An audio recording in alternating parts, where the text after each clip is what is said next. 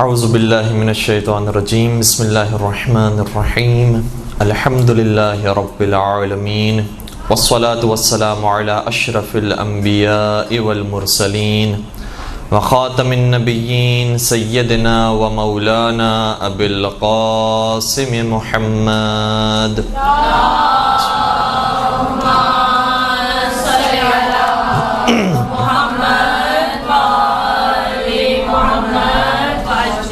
وعلى أهل بيته الطيبين الطاهرين المعصومين المظلومين الذين أذهب الله عنهم الرجس وطهرهم تطهيرا.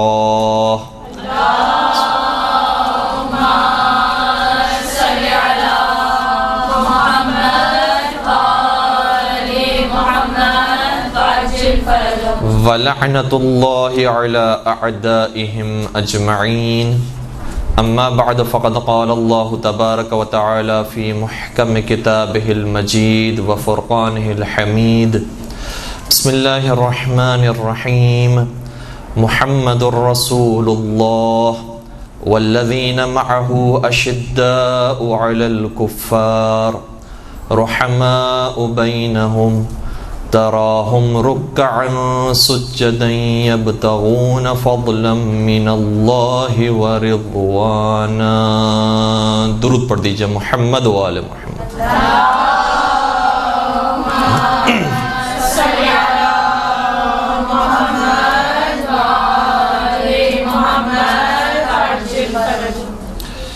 خارن گرامی، آج کے اس دوسرے سیشن کے اندر اس آیت کریمہ کو آپ کی خدمت بیان کرنے کا شرف حاصل کیا ہے. سورہ فتح کی آیت نمبر 29 ہے، جس میں ارشاد رب العزت یہ ہو رہا ہے کہ محمد الرسول اللہ، نبی اکرم اللہ کے رسول ہیں، والذین معہ، اور جو نبی اکرم کے ساتھ ہیں ان کی کچھ نشانیاں ہیں، اور 4 نشانیوں کا ذکر اس آیت کریمہ کے اندر آیا ہے. یہ 4 نشانیوں کو بیان کرنے سے پہلے ہم خود اپنے آپ سے ایک سوال کرتے ہیں کہ ظاہر سی بات ہے کہ نبی اکرم کے پیروکاروں کا، نبی اکرم کے ساتھ رہنے والوں کا، نبی اکرم کے چاہنے والوں کا ذکر ہو رہا ہے، تو ان 4 نشانیوں میں سے، 4 کوالٹیز میں سے کون سی کوالٹیز ہوگی جس کو عام طور پر ہمارے ذہن میں آتا اور بیان کی جاتی ہے؟ فرض کیجئے کہ نبی کے جو پیروکار ہیں، جو شیعہ ہیں، جو مسلمان ہیں، ان کی نشانی یہ ہوتی ہے کہ وہ نماز روزوں کے پابند ہوتے ہیں. یہ کوالٹی ہو سکتی ہے بیان کی گئی ہو. کیا یہ کوالٹی بھی بیان کی جا سکتی ہے کہ وہ یہ خصوصیت بھی رکھتے ہیں کہ وہ جہادی ہوتے ہیں، جہاد پر جانے والے ہوتے ہیں، جنگجو ہوتے ہیں اور بہادر ہوتے ہیں؟ ہو سکتا ہے یہ کوالٹی بیان کی گئی ہو. لیکن جو اب میں آپ کی خدمت میں 2 اور کوالٹیز بیان کروں گا، اس کے بارے میں تھوڑا سا ہمیں سوچنے کی ضرورت ہے کہ کیا یہ بھی کوالٹیز بن سکتی ہیں نبی اکرم کے پیروکاروں کی کہ وہ بزنس مین اور کاروباری لوگ ہوتے ہیں؟ شاید چوک جائے انسان کہ یہ کیسی کوالٹی ہے. یہ تو دنیا والوں کا کام ہے، دنیا پرستوں کا کام ہے کہ جو بزنس کرتے ہیں اور کاروبار کرتے ہیں. اور چوتھی، کیا یہ کوالٹی بھی ہو سکتی ہے کہ وہ ہنسنے ہنسانے والے لوگ ہوتے ہیں؟ تو یہ 2 آخری کی کوالٹیز شاید انسان کو تھوڑا سا تعجب میں مبتلا کر دے کہ کیا یہ ہوگی یا نہیں ہوگی. بظاہر تو مشکل لگتا ہے، لیکن قرآن کریم نے ان 4 کوالٹیز کو بیان کیا ہے کہ 4 کوالٹیز نبی اکرم کے سچے پیروکاروں کی ہے. سب سے پہلی خصوصیت یہ ہے کہ اشداء علی الکفار، کافروں کے اوپر بہت شدید ہیں، بڑے سخت ہیں کافروں کے مقابلے میں. اور یہ بھی کبھی کبھار اپنے اندر ہمیں کمی محسوس ہوتی ہے کہ کافروں سے تو کبھی کبھار لوگ خندہ پیشانی سے پیش آ رہے ہوتے ہیں، یہ تو ہمارے سر کا تاج ہیں، جیسے ان سے تو بڑا حسین اور بڑا جو ہے وہ شریف انسان ہمیں کوئی ملتا ہی نہیں ہے. اور اپنے جو مسلمان بھائی ہیں یا مومنین ہیں، ان سے انسان دوری سے دوری اختیار کیا جا رہا ہے اور کٹ کر رہ رہا ہے. دوسری صفت ان کی یہ ہے کہ رحماء بینہم، آپس میں ایک دوسرے کے لیے بہت مہربان اور رحیم ہیں اور بہت نرم مزاج ہیں، جس کو ابھی ہم مزید آپ کی خدمت بیان کریں گے اور ائمہ علیہ السلام کی سیرت کو بیان کریں گے. نہ صرف یہ کہ نرم مزاج ہیں، جس کو ہم صرف لفظی طور پر بیان کر جاتے ہیں، پریکٹیکلی گویا یہ ہیں کہ خود بھی مسکراتے ہیں اور مومنین کے لبوں پر بھی مسکراہٹیں بکھیرتے ہیں. تیسری صفت ان کی یہ ہے کہ رکعن سجدہ، کہ یہ رکوع بہت کثرت کے ساتھ کرتے ہیں اور سجدے بہت کثرت کے ساتھ کرتے ہیں، کہ جو عام طور پر ہمارے یہاں بیان بھی ہوتا ہے کہ مومنین کی شان ہونی چاہیے۔ اور چوتھی اور آخری صفت یہ ہے کہ یبتغون فضلا من اللہ ورضوانا، اور یہ پروردگار کا رزق تلاش کرتے ہیں اور محنت مزدوری کرتے ہیں، کام کرتے ہیں تجارت کے ذریعے یا کاروبار کے ذریعے یا نوکری کے ذریعے، اور پروردگار کا رزق تلاش کرتے ہیں۔ تو اس کو بھی پروردگار نے مومنین کی صفات کے اندر شامل کیا ہے۔ تھوڑا سا مختصراً آپ کی خدمت میں معصومین علیہ السلام سے، اور بالخصوص چونکہ رمضان قریب ہے اور جو ماہ رمضان کا شہید ہے اور ہمارے اور آپ کے مولا اور آقا ہیں حضرت علی ابن ابی طالب علیہ السلام،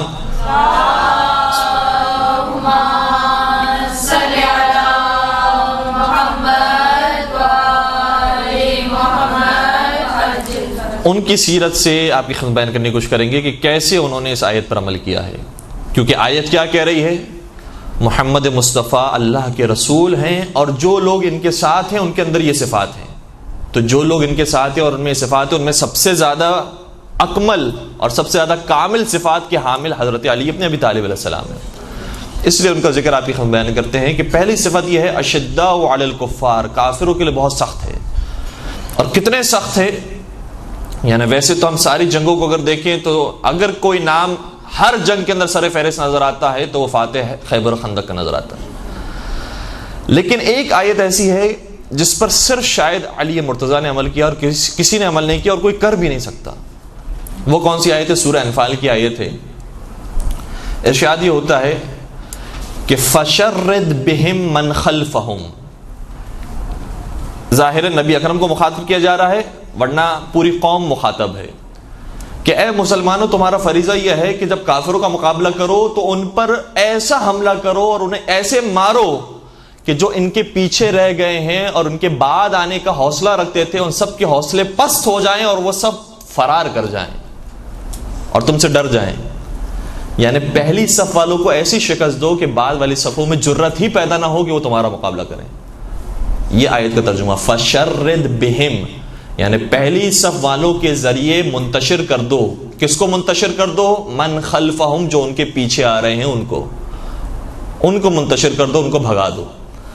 اس آیت کا اگر کسی نے حق ادا کیا ہے تو مولا کائنات ہے، اور مختلف مواقع پر اس کی مثالیں نظر آتی ہیں۔ صرف میں دو موقعوں کی مثال آپ کی بیان کروں۔ ایک ہجرت کا موقع ہے اور ایک جنگ خندق کا موقع ہے۔ ہجرت کے موقع پر نبی اکرم نے ہجرت فرما لی، مکہ سے مدینہ تشریف لے گئے۔ ایک بات ہے کہ جو عام طور پر ہم سنتے رہتے ہیں کہ امانتیں مولا کائنات کے سپرد کی تھی اور مولا کائنات نے ساری امانتیں دینے کے بعد مدینہ کی طرف ہجرت فرمائی، لیکن ایک اور کام بھی تھا جو مولا کائنات کے سپرد کیا تھا، وہ یہ تھا کہ میں تو ہجرت کر رہا ہوں، تم میرے گھر کی خواتین کی حفاظت کرتے ہوئے انہیں مدینے تک پہنچا دینا۔ مدینہ تک پہنچانے کی ذمہ داری مولا کائنات کے سپرد کی گئی ہے، اور اس وقت تک حضرت زہرا سلام علیہ سے ازدواج نہیں ہوا ہے مولا کا۔ تو نبی اکرم کے جو گھر کی خواتین ہیں حضرت زہرا ہیں، اسی طریقے سے اور جو خواتین ہیں اور باقی جو بنی ہاشم کی خواتین ہیں یا دوسرے اصحاب کی جو خواتین ہیں، حتی بعض روایتوں کے مطابق خلیفہ اول کی جو بیٹی ہیں جو زوجہ رسول، ان کی بھی جان بچائی ہے اس موقع پر بھی مولا کائنات نے۔ تو یہ سب آ رہے ہیں مولا کائنات کے زیر نگرانی، اور مولا کائنات اس قافلے کی سرپرستی کرتے ہوئے انہیں مدینہ تک پہنچا رہے تھے۔ جب یہ خبر کفاران قریش کو پہنچی کہ علی مرتضیٰ اس طریقے سے لے جا رہے ہیں محمد مصطفیٰ کے پورے گھرانے کو، تو ان کے پیچھے کچھ افراد کو بھیجا۔ ابو سفیان نے اپنا سب سے شجاع اور سب سے بڑا پہلوان جو اس کا غلام تھا وہ بھیجا، اور اس کے ساتھ کچھ افراد بھی بھیجے۔ جب یہ قافلے کا تعاقب کرنے لگے تو مولا متقیان نے قافلے کو تیزی سے آگے بڑھایا، لیکن بہرحال خواتین کا قافلہ تھا، وہ سارے جنگجو تھے، پہلوان تھے، بہت تیزی سے آئے اور اس قافلے تک پہنچ گئے۔ جب حملہ کرنا چاہتے تھے اور حلقہ بنا کر گھیر کے کھڑے ہو گئے تو مولا کائنات نے بڑے اطمینان سے کہا کہ اگر تم چاہتے ہو کہ ہم تمہارا مقابلہ نہ کریں تو تم اسلام لے کر آؤ۔ گویا ان کے نزدیک تو کوئی مزے کا خیز بات تھی کہ اکیلے تم ہو کر ہمیں ہی کہہ رہے ہو کہ اگر تم ہمارا مقابلہ کرنا چاہتے ہو تو تم اسلام لے کر آؤ۔ گویا ہمیں کہنا چاہیے تھا کہ اگر تم اپنی جان بچانا چاہتے ہو تم کافر ہو جاؤ، تم ہمیں کہہ رہے ہو ہم مسلمان ہو جائیں۔ ہم مسلمان کہاں ہونے والے، ہم مسلمان نہیں ہوں گے۔ کہ اچھا پھر اگر مقابلہ نہیں کرنا چاہتے ہو اور اپنی جان بچانا چاہتے ہو تو کافر رہ کر ہی واپس تو مکہ چلے جاؤ، ہم تمہیں کچھ نہیں کہیں گے، ہم تو تمہارے پیچھے آئے تمہیں مارنے کے لیے، ہم کیوں چھوڑ کر جائیں گے؟ کہ اگر پھر یہ بات ہے تو پھر تیار ہو جاتے ہیں لڑنے کے لیے. اور ابو سفیان کے غلام نے تلوار نکال لی، مولا کائنات نے بھی تلوار نکالی، اور یہ سب تیار تھے جنگ کرنے کے لیے، اور سب جانتے تھے کہ ایک فرد کیا مقابلہ کرے گا ہم سب کا. لیکن مولا کائنات نے اس ایک پہلوان کو جو سب سے ان میں طاقتور تھا اس پر ایسا وار کیا کہ باقی خود بخود فرار کر گئے، اور باقیوں کی جرت ہی نہیں ہوئی کہ وہ دوبارہ کھڑے ہوتے اور آتے مقابلے کے لیے. اور مولا کائنات نے اس آیت پر عمل کر کے حق ادا کیا اس آیت کا کہ اے مسلمانوں، اگر تم بھی صحیح طریقے سے جینا چاہتے ہو اور اسلام کو واقعا ترقی دینا چاہتے ہو تو جب دشمن کا مقابلہ ہو تو ان پر کوئی رحم سے کام نہ لینا، اور نہ صرف یہ کہ انہوں نے جتنا ظلم کیا ہے اتنا ہی تمہیں ظلم کرنا، اتنا ہی تمہیں جواب دینا ہے اور عدل سے پیش آنا ہے، بلکہ جب وہ تمہیں پورا ختم کرنے کا سوچ چکے ہیں اور چاہتے ہیں کہ تمہارے ایک ایک بچے کو مار ڈالیں تو پھر تمہاری ذمہ داری بنتی ہے کہ ان کے بھی پہلی ہی صف پر ایسا حملہ کرو کہ باقیوں کی جرت نہ ہو کہ تمہارے اوپر انگلی اٹھا سکیں. اس آیت پر مولا کائنات نے اس موقع پر عمل کیا اور پھر یہ قافلہ آسانی سے مدینہ تک پہنچا. جنگ خندق کے موقع پر بھی جب عمر بن عبدود خندق کو پھلانگ کر آ چکا تھا تو وہ اکیلا شخص نہیں تھا، اس کے ساتھ 4 اور افراد بھی تھے. یہ 5 لوگ جب آئے مسلمانوں کے مقابلے پر، مسلمانوں کی تعداد زیادہ تھی. عمر بن عبدود کا جاہ و جلال تھا، مشہور تھی اس کے بارے میں بات کہ اکیلا ہزار لوگوں کا مقابلہ کر لیتا، اور لوگ نہیں بلکہ ڈاکوؤں کا مقابلہ کیا اس نے، قاتلوں کا مقابلہ کیا ہے، جو ویسے فن کے ماہر تھے ان کا مقابلہ اس اکیلے نے کیا ہے. تو کون ہے جو اس کے مقابلے پر جائے گا؟ پیغمبر اکرم بار بار فرماتے رہے حل میں مبارز، کون ہے جو اس سے لڑنے کے لیے جائے؟ اور کوئی کھڑا نہیں ہوتا ہے، سب ایک دوسرے کی شکل دیکھتے ہیں. اور بعض نے اس طریقے سے منظر کشی کی ہے کہ ایسا محسوس ہوتا تھا کہ ان کے سروں پر پرندے بیٹھے ہوئے ہوں، اس طریقے سے ساکت ہو چکے تھے اور انہیں سانپ سونگھ گیا تھا کہ بالکل حرکت نہیں تھی کہ ہماری ایک حرکت سے بھی پیغمبر یہ نہ سمجھ لے کہ ہم جانا چاہتے ہیں. ایسے ساکت ہو کے بیٹھے تھے اور مولا کائنات سکون کے ساتھ کھڑے ہوتے ہیں، یا رسول اللہ میں جانے کے لیے تیار ہوں، آپ کے ہر حکم پر لبیک کہنے کے لیے تیار ہوں. پیغمبر مولا کائنات کو بٹھا دیتے ہیں اور مولا کائنات تشریف فرما ہوتے ہیں. پھر یہی سوال کرتے ہیں اور پھر صحابہ میں کوئی جنبش نہیں ہے. پھر مولا کائنات کھڑے ہوتے ہیں، پھر بٹھایا جاتا ہے، پھر تیسری مرتبہ سوال کیا جاتا ہے، پھر کھڑے ہوتے ہیں، یہاں تک کہ مولا کائنات کو بھیجا جاتا ہے. اور اس کے اندر بڑی بڑی سندیں ہیں جو مولا کائنات کو دی گئی ہیں، اور ایسی سندیں دی گئی ہیں کہ خود اہل سنت کتابوں کے اندر یہ بات موجود ہے. ایک بڑا مشہور نام ابن ابی الحدید معتزلی کا، انہوں نے اپنی کتاب شرح نہج البلاغہ کے اندر اپنے استاد کے حوالے سے لکھا ہے کہ ان کے استاد سے کسی نے سوال کیا کہ خلیفہ اول کا مقام زیادہ تھا یا حضرت علی مرتضیٰ کا مقام زیادہ تھا، تو ان کے استاد نے جواب دیا کہ تم صرف خلیفہ اول کی بات کرتے ہو، سارے مہاجرین اور سارے انصار کو اگر ایک طرف کھڑا کیا جائے اور علی کی خندق میں ایک ضربت کو ایک طرف رکھا جائے تو وہی ایک ضربت سارے مہاجرین اور سارے انصار کے اعمال سے افضل ہے، وہ ایک ضربت. تو اس واقعے کو مختلف علماء کرام نے بیان کیا ہے. اس موقع پر جب بھیج رہے تھے تو فرمایا کہ برز الایمان کلہ الی الکفر، کل ایمان کل کفر کے مقابلے پر جا رہا ہے. اب خود اس لفظ کی کیا تفسیر ہے وہ بھی خدا جانے، مصطفیٰ جانے، لیکن جو ہم سمجھ سکے وہ یہ ہے کہ اگر حضرت علی اس مقابلے پر خدا نہ خواستہ شکست کھا جاتے ہیں، زخمی ہو جاتے ہیں، شہید ہو جاتے ہیں تو کل ایمان گیا ہے، لہٰذا ایمان ختم ہو جائے گا، اسلام ختم ہو جائے گا، اسلام کا نام و نشان مٹ جائے گا. اور اگر علی مرتضیٰ نے اسے واصل جہنم کر دیا اور اسے ختم کر دیا تو کل کفر ختم ہو جائے گا اور اسلام کا پرچار ہوگا اور اسلام ہر جگہ پر ہوگا. اتنی نازک جنگ ہے یہ. اور ایسے موقع پر جو مولا کائنات عمر بن عبدود کے مقابلے پر جاتے ہیں وہاں پر بھی وہی جملے پیش کیے. فرمایا اے عمر، میں تجھے 3 باتیں کہتا ہوں، یا تو مسلمان ہو جا تو ہم دونوں بھائی بھائی ہیں. وہ بھی حیران ہے کہ یہ اتنے کم عمر کا جوان، اس وقت مولا متقیان کی عمر مبارک تقریباً 30 برس کی ہے، 30 برس کا جوان. اور مولا متقیان یہ عجیب واقعات ہیں، جنگ بدر کے موقع پر بھی 24-23 برس کی عمر مبارک ہے. اس عمر مبارک کے جوان میں طاقت کتنی ہوتی ہے لیکن خود مولا کائنات نے اور ان کے پھر شیر بیٹے حضرت عباس نے اور اسی طریقے سے مولا حسین نے بتایا ہے کہ ہم نوجوانی میں ہوں تب بھی ہم شیر ہوتے ہیں، ہم بڑھاپے تک پہنچ جائیں تب بھی ہم شیر ہوتے ہیں۔ اللہم صل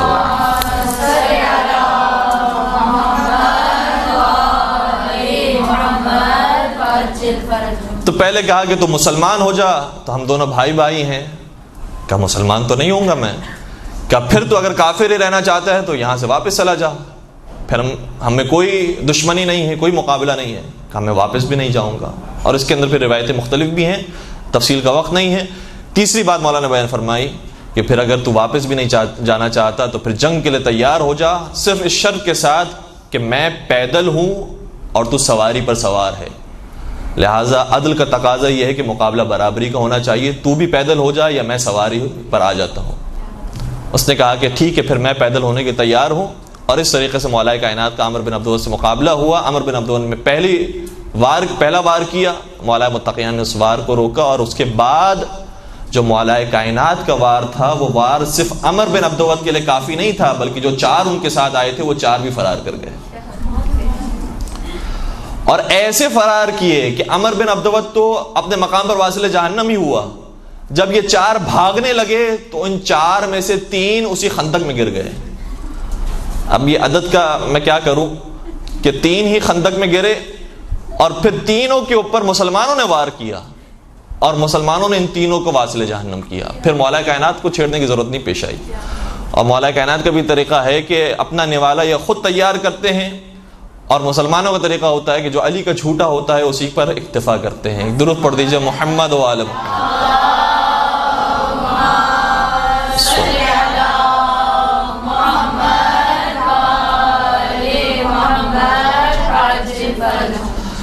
تو اس طریقے سے کافروں پر شدید ہیں، یہ مسلمانوں کی پہچان ہے۔ اچھا، بعض لوگ ایسے ہیں جن کے لیے بہت بات آسان ہے کہ ہاں ہمارے لیے کوئی مسئلہ نہیں ہے، ہم گن بھی اٹھا سکتے ہیں، ہم کلاشنکوف اٹھا سکتے ہیں، ہمارے پاس ہتھیار ہیں، اسلحے ہیں، ہم سب کچھ استعمال کر سکتے ہیں، ہمارے لیے کوئی مسئلہ نہیں ہے۔ کیوں مسئلہ نہیں ہے؟ کیونکہ ان کے مزاج میں لڑنا ہے۔ تو جن کے مزاج میں لڑنا ہو ان کے لیے یہ بات تو آسان ہے، دوسری بات مشکل ہے۔ رحماء بینہم ان کے لیے مشکل ہے، آپس میں میل جول کرنا یہ بھی مومن کی نشانی ہے، تو وہ بھی کر سکتے ہیں۔ نرم مزاجی بھی اتنی ہے، اور جو نرم مزاج ہیں، جو پیار و محبت سے ہر ایک سے بات کرنے والے ہیں، ان کے لیے اس موقع پر سختی دکھانا بڑا مشکل ہے۔ صرف علی مرتضیٰ وہ واحد ایسے مزاج نظر آتے ہیں جو جہاں سختی دکھانا ہو اور جہاں دشمنوں کا مقابلہ کرنا ہو ان سے زیادہ کوئی سختی نہیں دکھا سکتا، اور جہاں پیار اور محبت سے بات کرنی ہو تو یتیموں کو دیکھ کر علی رونے لگتے ہیں۔ ایک مرتبہ بیت المال میں شہد آیا تو مولا متقیان نے نہیں فرمایا کہ میرے بیٹوں کو میری بیٹیوں کو آواز دے دو وہ آ جائیں اور شہد کھا لیں، انہوں نے کتنے عرصے سے نہیں کھایا ہوگا۔ فرمانے لگے یتیم بچوں کو بلاؤ، شہیدوں کے بچوں کو بلاؤ، جن کا کوئی سرپرست نہیں ہے، کوئی والی وارث نہیں ہے، ان کے بچوں کو بلاؤ۔ اور جب وہ بچے آئے تو نہ صرف یہ کہ انہوں نے شہد کھایا بلکہ خود مولا کائنات نے اپنے دست مبارک سے ان کے دہن میں اتارا ہے اور ایک ایک کو کھلایا ہے۔ اس قدر نرم مزاج بھی تھے، اور اس صفت کو حیران ہوتے ہیں لوگ۔ سید رضی نے اس صفت کو ذکر کیا ہے، ابن ابی الحدید معتزلی نے اس کے بعد آ کر اس صفت کو مزید کھولا ہے، اور پھر بہت سارے علماء نے اسی صفت کے اوپر گفتگو فرمائی ہے۔ یہ کیسی صفت ہے علی مرتضیٰ کے اندر؟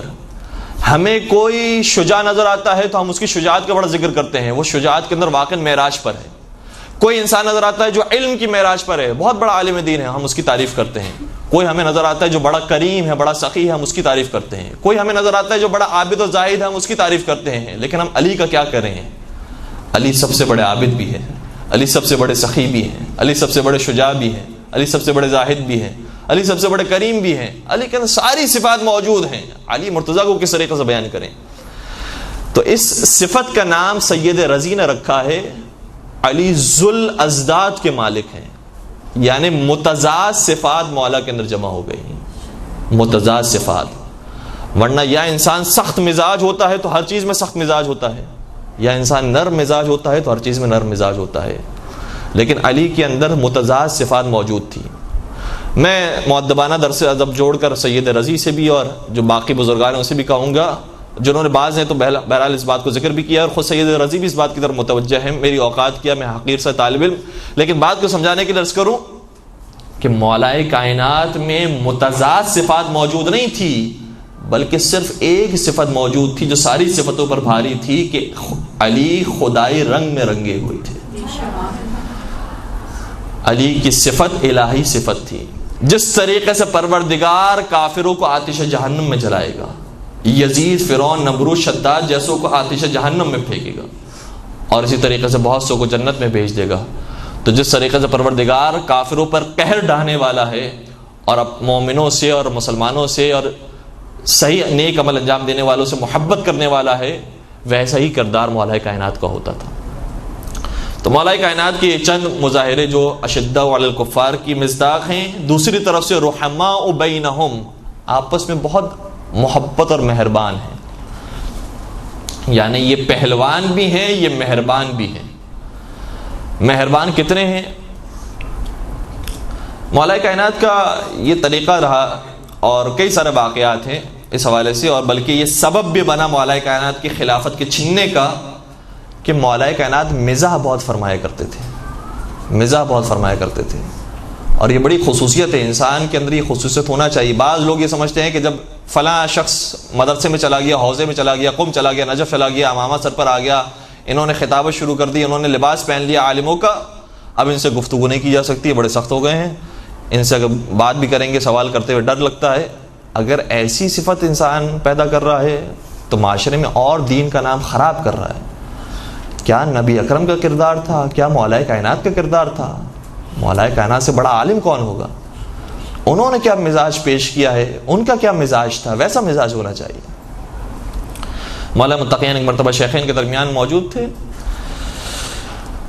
شیخین کے بارے میں شاید آپ جانتے ہوں گے یقیناً کہ ان دونوں کا قد بہت زیادہ دراز تھا، بڑے قد کے مالک تھے، درمیان میں مولا کائنات تشریف فرماتے۔ ان میں سے کسی نے مذاق میں مولا کائنات سے کہا کہ اے علی، تمہاری مثال تو ہمارے درمیان ایسی ہے کہ جیسے لنا میں نون کا نقطہ ہوتا ہے۔ لنا جب لکھا جاتا ہے لام نون الف، کہ تمہاری مثال ہمارے درمیان ایسی ہے کہ جیسے لنا میں نون کا نقطہ ہو۔ مولا نے بھی مذاق میں جواب دیا، کہا اگر یہ نون نہ ہو تو تم لا کے علاوہ کچھ نہیں ہو، تمہاری کوئی حیثیت نہیں ہے، کیونکہ لا کا مطلب نہیں ہوتا ہے عربی میں۔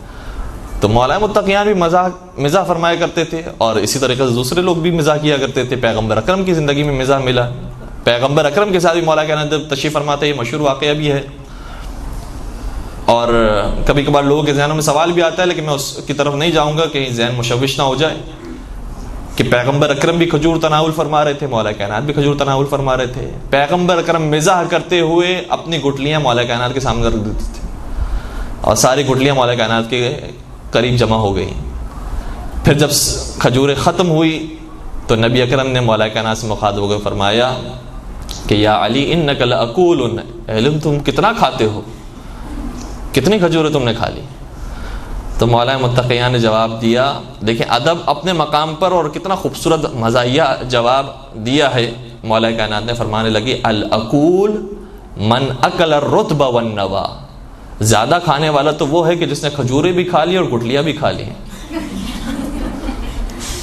یہ نہیں فرمایا کہ خدا نخواستہ آپ زیادہ کھانے والے اور آپ نے کھا لی، کہا کہ زیادہ کھانے والا تو وہ ہے جس نے دونوں چیزیں کھا لی۔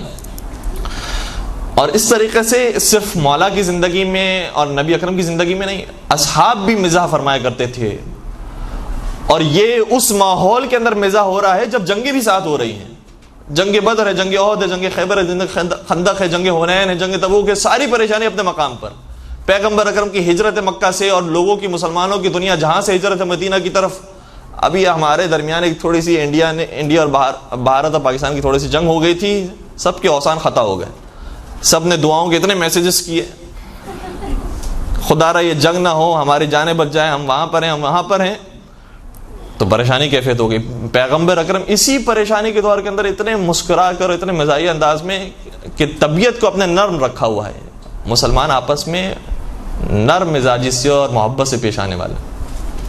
ایک مرتبہ ایک خاتون اپنے شوہر کی شکایت لے کر آئی نبی اکرم کی خدمت میں، جھگڑا ہو کر آئے، جھگڑا کیا تھا، جھگڑا کے بعد آئی تھی پیغمبر کی خدمت میں تاکہ شوہر کے بارے میں کوئی شکایت کرے۔ جب یہ پہنچی نبی اکرم کی خدمت میں، نبی نے ارشاد فرمایا تمہارا شوہر وہی ہے نا کہ جس کی آنکھوں میں سفیدی ہے؟ کہنے لگی نہیں، سفیدی تو نہیں ہے اس کی آنکھوں میں، آنکھیں ٹھیک ہے، سالم ہیں۔ کہا کیوں نہیں، اس کی آنکھوں میں سفیدی ہے؟ کہا نہیں یا رسول اللہ وہ میرا شوہر نہیں، میرے شوہر کی آنکھیں بالکل ٹھیک ہے، صحیح و سالم ہے۔ تو اب ایسے ایسے وہ دفاع کرنے لگی اپنے شوہر کا، آئی تھی شکایت کرنے کے لیے، خود بخود دفاع کرنے لگی۔ پیغمبر اکرم نے بار بار فرمایا کہ نہیں اس کی آنکھوں میں سفیدی ہے، سفیدی ہے، وہ منع کرتے رہے، یہاں تک کہ نبی اکرم نے ارشاد فرمایا کہ کوئی ایسا انسان نہیں ہے کہ جس کی آنکھوں میں سفیدی نہ ہو، کیونکہ سفیدی نہ ہو تو انسان اندھا کہلاتا ہے۔ وہ کوئی اور سفیدی سمجھ رہی تھی جو ہمارے معروف بھی ہے ایک بیماری۔ کہا فرمایا کہ اگر کسی کی آنکھوں میں سفیدی نہ ہو تو وہ بینا ہی نہیں ہوتا۔ وہ مسکرا کر پھر چلے گئی۔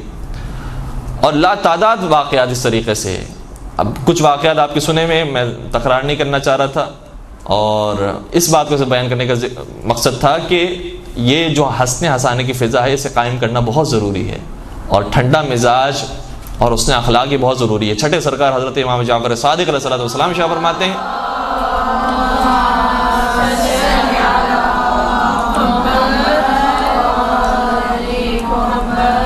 اپنے ایک صحابی یونس شیبانی سے مخاطب ہو کر سوال کیا، کہا یہ بتاؤ آپس میں تم لوگ کتنا مذاق کرتے ہو؟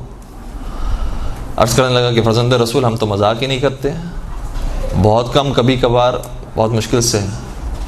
چھٹے سرکار کو جلال آیا، فرمانے لگے ان المداعبۃ من حسن الخلق، ایک دوسرے سے ایک ساتھ ہنسی مذاق کرنا یہ حسن اخلاق میں سے ہے، لہٰذا یہ کام کیا کرو، کثرت کے ساتھ کیا کرو، اور آپس میں ایک دوسرے کو ہنسایا کرو، خوش رہا کرو، یہ حسن اخلاق میں شامل ہے۔ تو یہ حسن اخلاق میں البتہ اس کی حدود و قیود ہے اپنے مقام پر، جس طریقے سے حتیٰ نماز کی حدود و قیود ہے۔ ایسا نہیں ہے کہ جب یہ چیز اچھی ہے تو صبح سے لے کر شام تک یہی کام کرتا رہے انسان، اس کی حدود و قیود ہے۔ ایک مقولہ ہے، اور ہو سکتا ہے کہ وہ روایت کا بھی جملہ ہو، آیت اللہ ناصر مغانم شیرازی نے بھی اپنی کتاب کے اندر یہ ذکر کیا ہے۔ وہ جملہ یہ ہے کہ کتنا مزاح ہونا چاہیے انسان کی زندگی میں۔ فرمایا المزاح فی الکلام کالملح فی الطعام، گفتگو میں اتنا مزاح ہونا چاہیے جتنا کھانے میں نمک ہوتا ہے۔ نمک اگر زیادہ ہو جائے تو بھی کھانا بدمزہ ہو جاتا ہے، نمک اگر نہ ہو تو بھی بدمزہ ہو جاتا ہے۔ یہ نمک ہونا ضروری ہے تاکہ زندگی اچھی اور مناسب طریقے سے آگے بڑھ سکے۔ اور پیغمبر اکرم نے یہ ماحول رکھا، اور بہت بڑی بات ہے کہ نبی اکرم اس مقام پر سید الانبیاء ہونے کے باوجود، افضل البشر ہونے کے باوجود، عام افراد، عام لوگ بھی آتے تھے نبی اکرم سے مزاح کیا کرتے تھے، برا محسوس نہیں فرماتے تھے۔ ایک بادیہ نشی بار بار آتا تھا نبی اکرم کی خدمت میں، کوئی نہ کوئی تحفہ لے کر آتا تھا۔ جب وہ تحفہ لے کر آتا تھا تو تھوڑی دیر تک تو وہ تحفہ نبی اکرم کی خدمت میں ہوتا تھا، تھوڑی دیر کے بعد آ کر کہتا تھا نبی اکرم سے کہ آپ نے جو چیز مجھ سے خریدی اس کے پیسے دیں۔ تو پیغمبر مسکرایا کرتے تھے۔ اور ایک دن جب پیغمبر اکرم غمگین حالت میں تھے تو فرماتے ہیں کہ کاش وہ بادیہ نشیں آتا میرے پاس اور میرے مزاج کو بہتر کرتا، اس طریقے سے یاد فرمایا کرتے تھے۔ اور جناب ابو ہریرہ کے بارے میں بھی ایک واقعہ ہے کہ پیغمبر اکرم کی نالین مبارک کو انہوں نے اٹھا کر یا رہن کے طور پر رکھوائی، گروی رکھوائی یا بیچ دی، اور اس کے بعد کھجوریں کچھ لے کر آئے اور کھانے لگے۔ پیغمبر اکرم نے دیکھ لیا، ان سے کہا کہ کیا کھا رہے ہو؟ تو کہا کہ آپ کی جوتیاں کھا رہا ہوں۔ پیغمبر اکرم بھی سمجھ گئے اور اس مزاح کو برا محسوس نہیں کیا۔ کئی مرتبہ پیغمبر اکرم کے واقعات ہیں۔ ایک اور شخص جو مشہور تھا اس کام میں، نعیمان اس کا نام بیان کیا گیا ہے، بہت مذاق کیا کرتا تھا۔ ایک شخص شہد بیچنے کے لیے مدینہ میں داخل ہوا، اس سے شہد خریدا اس شخص نے، نعیمان نے، اور پیغمبر کے گھر میں آ کر پیش کیا اور کہا کہ یہ آپ کے لیے میں ہدیہ لے کر آیا ہوں۔ پیسے اس کو دیے نہیں تھے۔ جو شہد بیچنے والا تھا وہ آ کر پیغمبر کے دروازے پہ کھڑا ہو گیا، انتظار کرتا رہا کہ کون پیسے دے گا، وہ نعیمان دے گا یا نبی اکرم دیں گے، کون پیسے دے گا، انتظار کرتا رہا۔ اور وہاں داخل ہونے کے بعد کوئی باہر ہی نظر نہیں آ رہا، کھڑا رہا کافی دیر تک۔ اس کے بعد آواز دی کہ میرے پیسے ادا کر دو تاکہ میں یہاں سے چلا جاؤں۔ نبی اکرم تک جب یہ آواز پہنچی تو سمجھ گئے کہ نعمان نے کیا کام کیا ہوگا کہ وہ شہد تو مجھ تک پہنچا دیا ہدیہ کی صورت میں، لیکن اس کے پیسے مجھے ہی دینے ہیں، اس لیے باہر تشریف لائے، اس کے پیسے کو ادا کیا. پھر اس شخص سے سوال کیا نعمان سے کہ تم نے یہ کام کیوں کیا؟ تو کہا کہ آپ کو شہد پسند تھا، اس کو پیسے پسند تھے، میں نے اس کو اس تک پہنچا دیا، آپ کو شہد تک پہنچا دیا. تو میں چاہتا تھا کہ دونوں خوش ہو جائیں. پیغمبر اکرم مسکرانے لگے، برا محسوس نہیں کیا. یہ واقعات متواتر پیغمبر اکرم کی زندگی میں نظر آتے ہیں، جس سے محسوس ہوتا ہے کہ اتنے عظیم عہدے پر ہونے کے باوجود، اتنے سارے کام کرنے کے باوجود، پیغمبر اکرم نے ماحول مسلمانوں کے درمیان کتنا خوبصورت قائم کیا ہوا تھا. تو رحماء بینہم یہاں پر ہمیں نظر آتے ہیں، مولا کائنات ہوں یا باقی افراد ہوں، اور پیغمبر اکرم سب سے زیادہ بڑے مزاج کے اس مرحلے پہ نظر آتے ہیں. پیغمبر اکرم ہی کا جملہ یہ ہے کہ انی لامزح ولا اقول الا حقا، میں مزاح کرتا ہوں مگر میں حق کے علاوہ کبھی کوئی بات نہیں کرتا. جیسے وہ سفیدی والا واقعہ تھا، جھوٹ نہیں ہے اس کے اندر، مزاح فرمایا ہے لیکن جھوٹ نہیں ہے، حق کے علاوہ بات بیان نہیں فرماتے تھے. تو جو حدود ہیں مزاح کی، اس حدود کے اندر رہ کر انسان خوبصورت سے مزاح کرے. اور اگر مزاح نہیں بھی کر سکتا اور نہیں آتا ہے، ہر ایک کا مزاج الگ الگ ہوتا ہے، طبیعت الگ الگ ہوتی ہے، تو کم از کم مسکرا سکتا ہے، نرم لہجے میں بات کر سکتا ہے، نرم مزاجی سے گفتگو کر سکتا ہے. قرآن کریم کی آیت یہ ہے کہ قول معروف ومغفرۃ خیر من صدقۃ یتبعها اذی، اس صدقے سے بہت بہتر ہے کہ جس صدقے کے بعد تم اس صدقے کو جتلاتے ہو، اس سے بہت بہتر ہے کہ ایک پیاری سی اور خوبصورت سی بات کسی کو کہہ دو. اس سے فقیر کا، اس سے غریب کا دل زیادہ سنبھل جاتا ہے اور زیادہ وہ خوش ہو کے چلا جاتا ہے. تو ایک بات تو یہ کہ غلط بات انسان بیان نہ کرے، پھر سامنے والے کی کیپیسٹی کو دیکھ کر انسان مزاح کرے. ہر ایک کی کیپیسٹی الگ الگ ہوتی ہے، برداشت کی صلاحیت الگ ہوتی ہے. پھر اور شرعی حدود ہیں، ظاہر سی بات ہے کہ نامحرم محرم کے جو مسائل ہیں ہر ماحول کے اندر دیکھ کر گفتگو کی جاتی ہے، ورنہ اور بہت سارے لطیفے موجود ہیں اور ہمارے ذہن کے اندر بھی ہیں جو ہم یہاں سے بیان نہیں کر سکتے، گرچہ تاریخ اسلام کے اندر وہ سارے واقعات پیش آئے ہیں. لیکن ظاہر سی بات ہے کہ ہر محفل کے تقاضے ہوتے ہیں، اس تقاضے کو سمجھتے ہوئے انسان کو بات بیان کرنی چاہیے. تو رحماء بینہم، مسلمانوں کی دوسری شان یہ ہوتی ہے کہ آپس میں محبت سے پیش آتے ہیں. تراہم رکعا سجدا، اور جب تم ان کو دیکھتے ہو تو یہ کثرت کے ساتھ رکوع کرتے ہوئے سجدے کرتے ہوئے نظر آتے ہیں. مولا متقیان سے بڑا عابد و زاہد کون ہوگا؟ اس قدر کثرت سے نمازیں پڑھنے والے تھے. چھٹے سرکار امام جعفر صادق علیہ السلام ارشاد فرماتے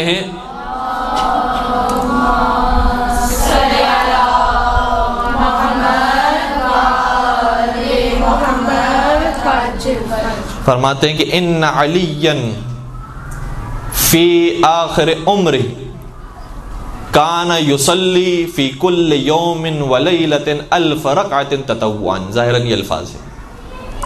فرماتے ہیں کہ مولا متقیان اپنی زندگی کے آخری عمر میں 1000 رکعت نماز پڑھا کرتے تھے، اور اس 1000 کو انسان اسی وقت سمجھ سکتا ہے جب شب قدر میں 100 رکعت پڑھ کے دکھائے. تو وہ 1000 رکعت مولا متقیان نماز پڑھا کرتے تھے. اور کیسی نمازیں ہوتی تھی؟ ابو درداء کی روایت یہ ہے، کہتا ہے کہ ایک مرتبہ میں مدینے کے باغ سے گزر رہا تھا، رات کا وقت تھا، تاریخی اور پرانا زمانہ ہے جہاں پر رات ہوتے ہی لوگ سو جایا کرتے تھے. میں رات کے وقت ایک باغ سے گزر رہا تھا تو مجھے سرگوشیوں کی آواز آئی. میں اس آواز کی طرف گیا کہ یہاں پر ابھی کون بیٹھ کر باتیں کر رہا ہے اور کون جاگا ہوا ہے. تو میں نے کیا دیکھا کہ ایک شخص ہے جو رو رہا ہے. میں اس آواز کے اور قریب گیا تو کیا دیکھا کہ حضرت علی مرتضیٰ نماز پڑھ رہے ہیں. درخت کے پیچھے وہ چھپ گئے اور مولا متقیان کی نماز کو دیکھتے رہے. دیکھیں ہماری نمازیں کیا ہوتی ہیں، نماز ہو جائے بہت بڑی بات ہے. مولا متقیان کی نماز ایسی ہوتی ہے جو نماز ہی کے اندر درس سے پورا، نماز ہی کو دیکھے، مولا کو کچھ کہنے کی ضرورت نہیں ہے، ان کا عمل ہی بتا دیتا ہے کہ انسان نے کتنا سیکھا ہے، اور وہی درس ہو جاتا ہے انسان کے لیے. مولا متقیان گریہ فرماتے جا رہے تھے، یہاں تک کہ ابو درداء یہ کہتے ہیں کہ روتے روتے علی زمین پر گر گیا. میں ڈر گیا، میں نے کہا کہ کہیں علی مرتضیٰ کا انتقال نہ ہو گیا ہو. میں آگے گیا، مولا کو ہلایا تاکہ انہیں جگاؤں، انہیں زندہ کروں کہ بہرحال اگر وہ بے ہوش ہو گئے تو جاگیں اور زندہ ہو جائیں. لیکن علی مرتضیٰ کھڑے نہیں ہوئے اور اسی بے ہوشی کی حالت میں تھے. میری چیخیں نکل گئی. میں گیا در سیدہ پر اور جا کر میں نے فوراً سے بنت رسول کو بتایا کہ علی مرتضیٰ اس دنیا سے رخصت ہو گئے. جیسے شہزادی نے بات سنی، کہا کہ تم نے علی مرتضیٰ کو کہاں دیکھا؟ کہا میں نے نماز پڑھتے ہوئے ایک مقام پر دیکھا. کہا تم فکر نہ کرو، یہ تم نے ایک مرتبہ دیکھا ہے، میں ہر شب علی کو اسی طرح سے دیکھتی ہوں. اس طریقے سے گریہ فرمانے والے اور رونے والے.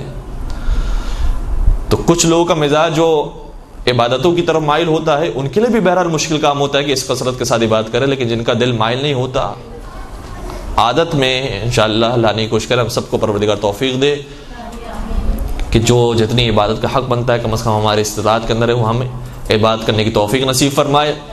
خود مولا متقیان کا جملہ یہ ہے کہ افضل العبادت غلبۃ العادہ، بہترین عبادت وہ ہے جس میں تم اپنی بری عادتوں پر غالب آ جاؤ.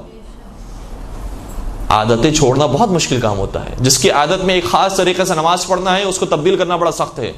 جبکہ پتہ چل جاتا ہے کہ فلاں عبادت فلاں ذکر پڑھنے کا ثواب زیادہ ہے، فلاں کا ثواب اتنا نہیں ہے، لیکن پھر بھی جو عادت کے اندر ہے اسے تبدیل کرنا بڑا مشکل ہوتا ہے. عادت کو بنانا، اور یہ عمر جو جوانی کی عمر ہے اس کے اندر پھر بھی آسان ہے، نوجوانی کی عمر میں پھر بھی آسان ہے. جیسے جیسے عمر بڑھتے جاتی ہے بہت سخت ہوتا جاتا ہے. نماز شب کے لیے بیدار ہونا، تلاوت قرآن کریم پڑھنا، اس کے ترجمے کو وقت دینا بہت سخت ہوتا جاتا ہے. تو ابھی عمر ہے اپنے اخلاق کو بہتر کرنے کی، اپنی عادتوں پر کنٹرول کرنے کی. آخری بات کو بس بیان کروں اور بات کو ختم کر دوں. یبتغون فضلا من اللہ ورضوانا، اور ان کی آخری شان یہ ہوتی ہے کہ رزق حلال کماتے ہیں اور رزق پروردگار تلاش کرتے ہیں. مولا متقیان کے بارے میں یہ غلط نظریہ لوگوں کے دماغ میں موجود ہے کہ بہت مفلس تھے، نادار تھے، غریب تھے، فقیر تھے، ان کے پاس کچھ تھا نہیں. ایسی بات نہیں. مولا متقیان کے پاس بہت کچھ تھا. ایک تو وہ ہم معنی میں بیان کرتے ہیں کہ پورے کائنات کے مولا ہیں، وہ الگ مقام ہے، لیکن ظاہری طور پر بھی مولا کائنات کے پاس بہت کچھ تھا، لیکن کچھ بھی اپنے پاس نہیں رکھتے تھے، سب راہ خدا میں انفاق کرتے تھے. طلحہ اور زبیر نے ایک مرتبہ بات مشہور کر دی اور اشارے کے اندر یہ بات مولا کائنات تک پہنچ گئی کہ علی بہت غریب ہیں، بہت نادار ہیں، مفلس ہیں، ان کے پاس کچھ نہیں ہے. مولا نے کہا کہ اس سال جو ہماری فصل کٹے گی ان ساری فصل کو ایک جگہ پر جمع کرنا. فصل کو سب کو جمع کیا گیا. کہا اس فصل کو اب پیسوں میں تبدیل کرو. پیسوں میں جب تبدیل کیا گیا اور جا کر طلحہ و زبیر کو بتایا گیا تو وہ حیران رہ گئے کہ کتنے پیسے بنے جو مولا کائنات کی صرف ایک سال کی فصل کی کٹائی کے بعد حاصل ہوئے تھے. امام نے بتایا، اس تک یہ بات پہنچائی کہ مولا کائنات کی صرف ایک سال کی اس چیز کی آمدنی 1,00,000 دینار کے برابر تھی. 1,00,000 دینار. ایک دینار کی ویلیو 1,00,000 روپے کے برابر ہوگی آج. ایک دینار کی ویلیو 1,00,000 روپے کے برابر. 1,00,000 دینار مولا کے پاس سالانہ آتے تھے اور وہ راہ خدا میں انفاق کیا کرتے تھے. تو اتنا کچھ ہونے کے باوجود وہی جو پرانی سادہ زندگی تھی اسی کو مولا متقیان نے جاری رکھا. ابن ابی الحدید معتزلی یہ لکھتا ہے کہ مولا کائنات نے کئی سارے کنویں تھے جو کھودے تھے، لیکن جب کنواں کھودتے تھے اور پانی اس کا حاصل ہوتا تھا تو خود اس پر قبضہ نہیں کرتے تھے، بلکہ جیسے اس کا پہلا پانی کا چشمہ پھوٹتا ہوا دیکھتے تھے فوراً فرماتے تھے یہ میں نے راہ خدا میں وقف کر دیا. تو مولا کائنات رزق خدا تلاش کرنے والے اور رزق خدا حاصل کرنے والے تھے، لیکن اتنا راہ خدا میں انفاق کرنے والے بھی تھے. اب ہمارے پاس وقت تقریباً ختم ہو چکا ہے، لیکن مجھے نہیں معلوم کہ اب مسائب بیان کرنے کا وقت ہے نہیں ہے. شاید بینس آپ کے یہاں پر 6 بجے آ جاتی ہے. اگر جانے کا وقت ہو گیا ہے تو مجھے بتا دیجیے، ہم یہیں پر ہی اپنے آرائز کو ختم کر دیتے ہیں. انشاءاللہ پروردگار سے دعا کرتے ہیں کہ جتنی باتیں کہی ہیں اس پر عمل کرنے کی توفیق نصیب فرمائے. سیرت محمد و آل محمد پر عمل پیرا ہونے کی توفیق نصیب فرمائے. محبت محمد و آل محمد کو ہمارے دلوں میں سرشار فرمائے. ان کی شفاعت سے ہم سب کو بہرمند فرمائے اور ان کی آخری حجت کے ظہور میں تعجیل فرمائے. ان کے عاشقین، محبین، چاہنے والوں میں ہم سب کا نام شامل فرمائے.